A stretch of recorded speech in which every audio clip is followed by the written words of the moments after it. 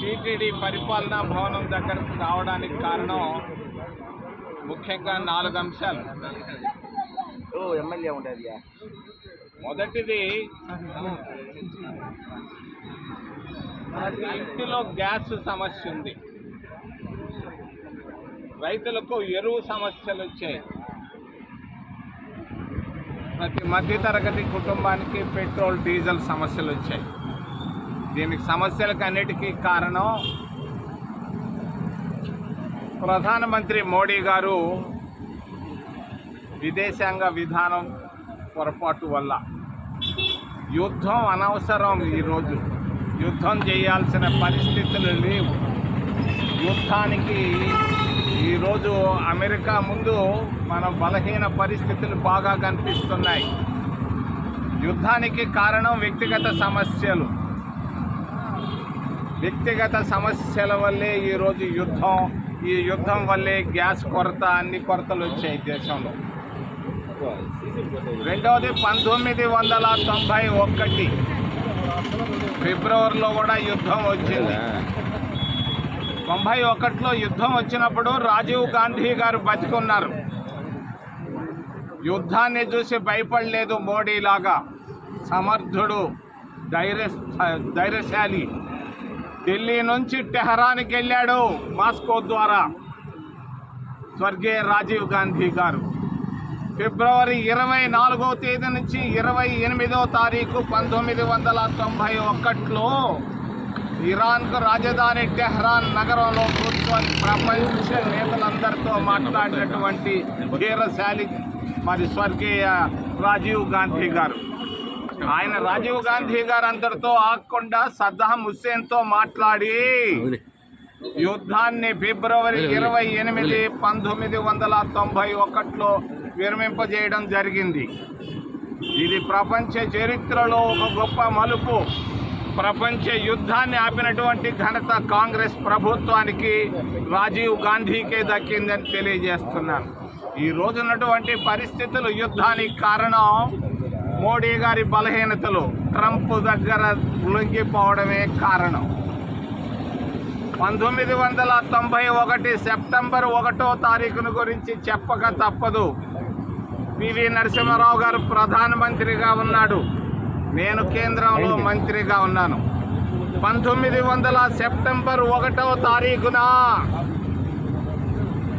టీటీడీలో ఉన్నటువంటి 2900 మంది ఎన్ఎంఆర్లను మేము శాశ్వత ఉద్యోగస్తులుగా ఒక్క జీవోతో, కాంగ్రెస్ ప్రభుత్వం ఒక్క జీవోతో వాళ్ళందరినీ పర్మనెంట్ ఉద్యోగస్తులు చేయడం జరిగింది. 1900 సెప్టెంబర్ 1వ తారీఖున కాంగ్రెస్ ప్రభుత్వం ఇచ్చినటువంటి జీవో ద్వారా ఈరోజు ఉద్యోగస్తుల పరిస్థితి దీనాతిదీనంగా ఉంది.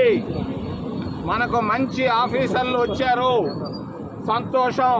కానీ మంచి జరగాల్సిన సమయం ఆసన్నమైంది. ఈరోజు పిఆర్సీ లేక పే రివిజన్ కమిషన్ అనేది టీటీడీలో కూడా రావాలి. టీటీడీలో వెంటనే పిఆర్సీ అమలు చేయాలని నేను డిమాండ్ చేస్తున్నాను.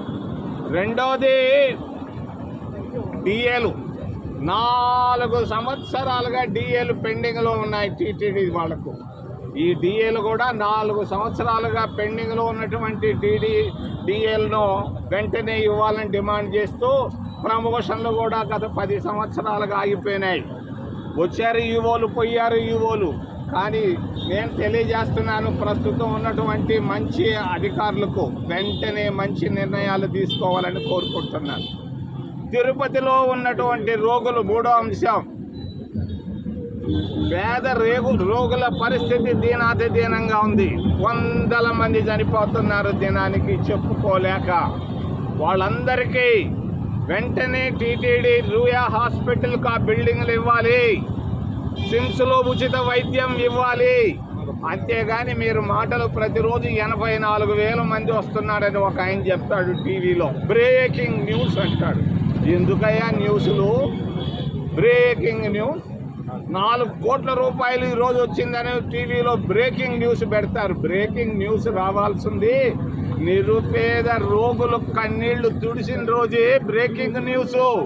టీటీడీ మరి ధార్మిక సంస్థ, అధర్మాలు జరుగుతున్నాయి. ప్రతిరోజు జరుగుతున్నాయి. లడ్డును గురించి నేను మాట్లాడటం లేదు. ప్రతిరోజు అధర్మాలు జరుగుతున్నాయి. పారిశుద్ధ్య కార్మికులు వేల మంది పనిచేస్తున్నారు. మహిళలు, ముఖ్యంగా ఎస్సీ ఎస్టీ పారిశుద్ధ్య కార్మికులు, వాళ్ళు ప్రతిరోజు కన్నీళ్లతో ఇళ్ళకెళ్తున్నారు.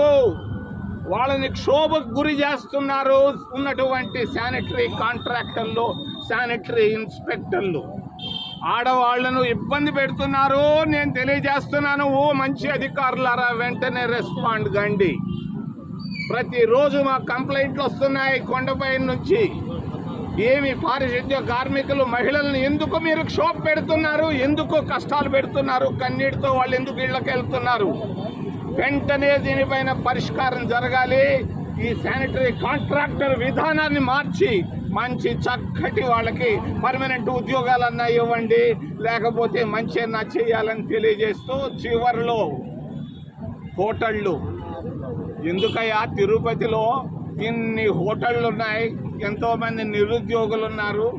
హోటళ్ళు కొండపైన పెట్టుకునే దానికి రావాలనా? పూనా నుంచి రావాలనా? మహారాష్ట్ర నుంచి రావాలనా? తమిళనాడులోంచి రావాలనా? ఇక్కడ మహిళా సంఘాలు ఉన్నాయి. ఇడ్లీ వడ తయారు చేసేదానికి బయట రాష్ట్రాల నుంచి తీసుకురావాలనా? దీంట్లో అవినీతి దాగి ఉంది. వెంటనే ఈ జనతా హోటళ్ళు కనీసం మహిళా సంఘాలకు కానీ ఉన్నటువంటి నిరుద్యోగులు స్థానికులకు ఇవ్వాలని తెలియజేస్తూ, రాష్ట్ర విభజన తర్వాత భాగ్యనగరం అక్కడికి వెళ్ళిపోయింది, తెలంగాణకి వెళ్ళిపోయింది. ఇక్కడ ఏముంది సౌభాగ్యం? ఆ పక్క కొండలు, ఈ పక్క సముద్రం, మధ్యలో దేవాలయం. ఈ దేవాలయాన్ని అభివృద్ధి ఏమి చేస్తున్నారు మీరు? విదేశాల్లో ఖర్చు పెడతారా ఈ డబ్బును తీసుకెళ్ళి? జాగ్రత్త, నేను తెలియజేస్తున్నాను, జాగ్రత్త. ఇక్కడ డబ్బు ఏందో ఎత్తుకొని పోయి ఆడ ఖర్చు పెట్టేది.